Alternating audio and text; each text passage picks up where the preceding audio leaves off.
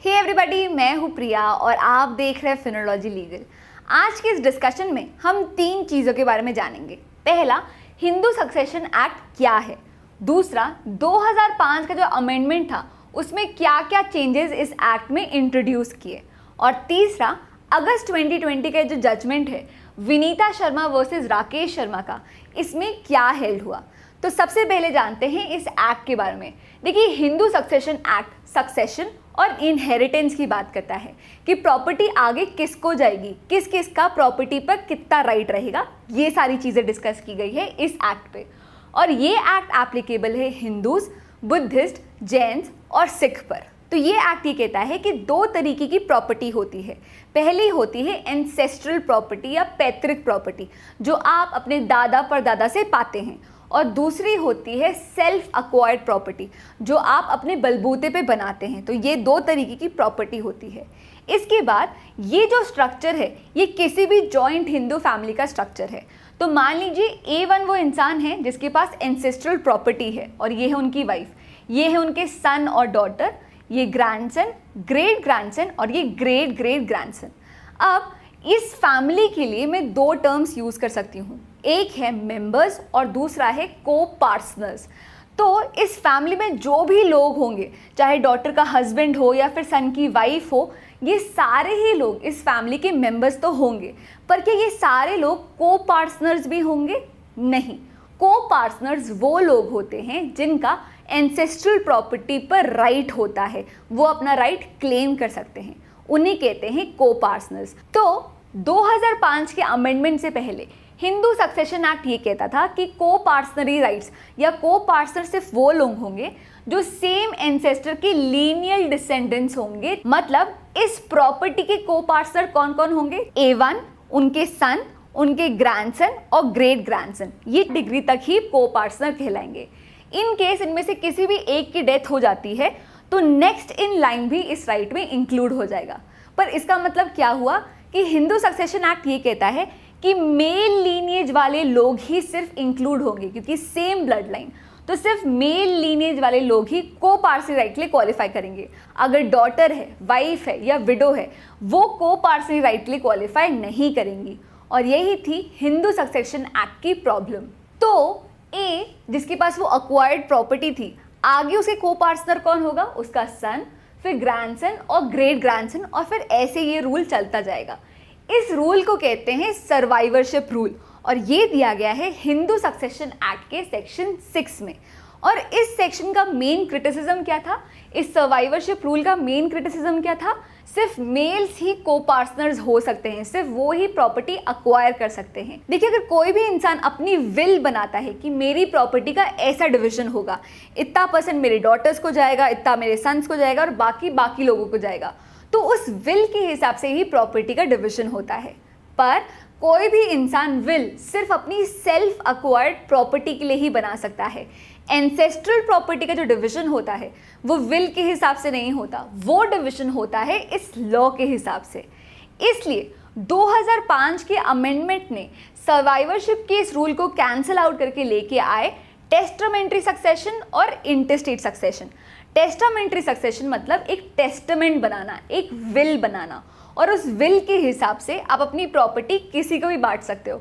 आप चाहे तो अपनी विडो को या अपने हस्बैंड को, सन, डॉटर या रैंडम किसी पर्सन को भी, आपको अगर अपनी सेल्फ अक्वायर्ड प्रॉपर्टी एलोकेट करनी है तो इस विल के अंदर, इस टेस्टामेंट्री सक्सेशन के अंदर आप कर सकते हैं। तो विल के अकॉर्डिंग अगर आपको अपनी प्रॉपर्टी डिवाइड करनी है तो उसमें तो कोई प्रॉब्लम है ही नहीं। प्रॉब्लम आती है इंटेस्टेट सक्सेशन में। मतलब अगर किसी इंसान की डेथ हो जाती है बिना विल बनाए, या अगर एंसेस्ट्रल प्रॉपर्टी का डिवीजन कैसे होना है उसके लिए काम आते हैं ये इंटेस्टेट सक्सेशन के रूल्स।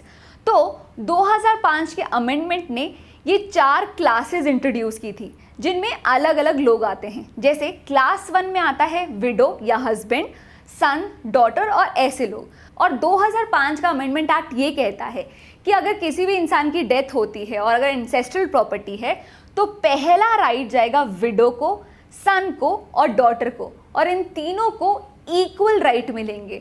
तो अगर प्रॉपर्टी है ये इन तीनों कैटेगरी में इक्वली डिवाइड होंगे, सबके इक्वल राइट्स होंगे। तो ये था 2005 का अमेंडमेंट जिसने सर्वाइवरशिप के रूल को एब्रोगेट कर दिया और टेस्टामेंट्री और इंटरस्टेट सक्सेशन के रूल्स को इंट्रोड्यूस किया। तो 2005 के अमेंडमेंट से क्या हुआ, सन्स की तरह, बेटों की तरह डॉटर्स को भी को पार्टनर्स कहा गया और ये कहा गया कि डॉटर्स का जो ये को पार्टनरी राइट है ये बर्थ से उनके पास है। दूसरा, सन्स की तरह डॉटर्स की भी प्रॉपर्टी में इक्वल लाइबिलिटी होगी और 2005 की अमेंडमेंट की एनफोर्समेंट डेट दी गई 9 सितंबर 2005।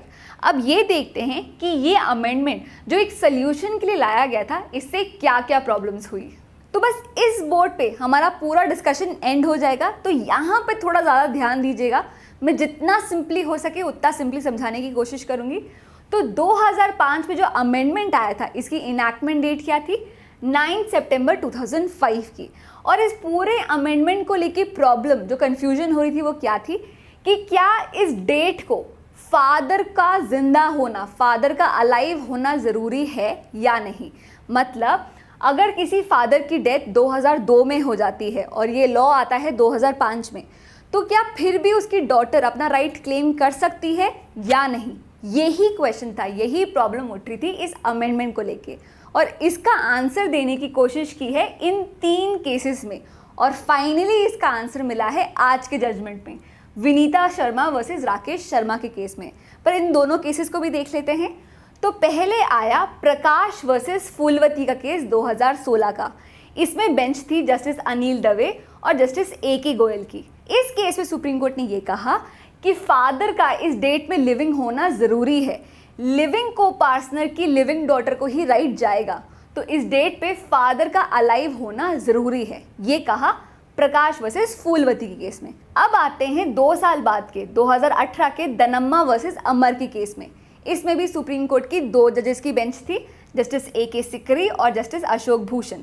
इस केस में सुप्रीम कोर्ट ने कहा कि भले ही फादर की डेथ 2001 में हुई हो, मतलब on this date father living नहीं थे, फिर भी डॉटर को राइट मिलेगा। तो इस केस में क्या कहा था कि लिविंग होना ज़रूरी है, पर इसके ऑपोजिट इस केस में क्या कहा कि भले इस डेट से पहले फादर की डेथ हो गई हो, फिर भी डॉटर को राइट मिलेगा। तब ये दोनों जजमेंट्स कन्फ्लिक्टिंग हो गए, जिस वजह से कन्फ्यूजन हो रहा था कि ये फॉलो करे कि ये फॉलो करे। तो इस कन्फ्यूजन को सॉल्व किया है सबसे रीसेंट केस में, 2020 के विनीता शर्मा वर्सेस राकेश शर्मा के केस में। अब ऑलरेडी इन 2 जजमेंट्स में 2 जजेस की बेंच थी, इसलिए इसमें 3 जजेस की बेंच बिठाई गई, जिसे हेड कर रहे थे जस्टिस अरुण मिश्रा, जस्टिस अब्दुल नाजीर और जस्टिस M.R. शाह। तो इस अमेंडमेंट से और इन दोनों केसेस से जो पूरा कन्फ्यूजन क्रिएट हो रहा था कि क्या इस डेट पे फादर को अलाइव होना चाहिए या नहीं होना चाहिए, इस पूरे कन्फ्यूजन को सॉल्व कर दिया इस केस में। सुप्रीम कोर्ट ने बहुत सिंपली ये बोला कि एंसेस्ट्रल प्रॉपर्टी पे वुमेन का जो राइट है वो बेटों की राइट की जैसे उन्हें बाय बर्थ मिला हुआ है, फादर अलाइव है या नहीं उनसे उनका राइट अफेक्ट नहीं होता है। तो 1956 के पहले अलग अलग रीजन पर अलग अलग कस्टमरी लॉज लगते थे।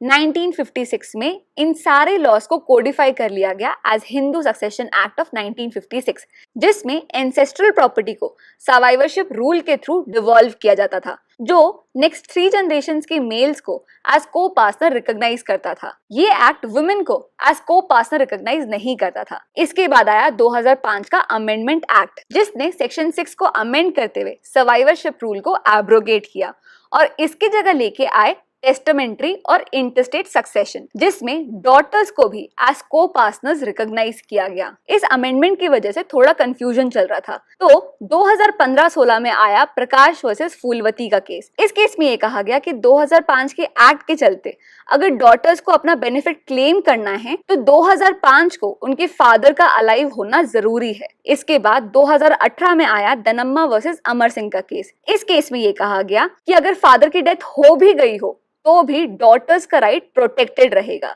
तो 2016 और 2018 का जजमेंट कन्फ्लिक्टिंग था, जो और कंफ्यूजन कॉज कर रहा था। और फाइनली आया 2020 का विनीता शर्मा वर्सेस राकेश शर्मा का केस, जिसमें उन्होंने दनम्मा वर्सेस अमर सिंह के जजमेंट को सही कहते हुए ये कहा कि डॉटर्स का प्रॉपर्टी पे जो राइट है वो सन्स की तरह सिंस बर्थ होता है, तो फादर के अलाइव होने से या ना होने से कोई फर्क नहीं पड़ता, उनके राइट्स प्रोटेक्टेड रहते हैं। तो ये था आज का discussion daughters right on property के ऊपर। इस टॉपिक पर और डिटेल जानकारी के लिए आप मेरे ब्लॉग को भी पढ़ सकते हैं। इसके साथ ही ऐसे और अपडेट्स के लिए आप मुझे मेरे इंस्टाग्राम आईडी पर भी फॉलो कर सकते हैं। उम्मीद करती हूँ कि आज का वीडियो आपको पसंद आया हो। That's it for now, see you in the next class, bye bye.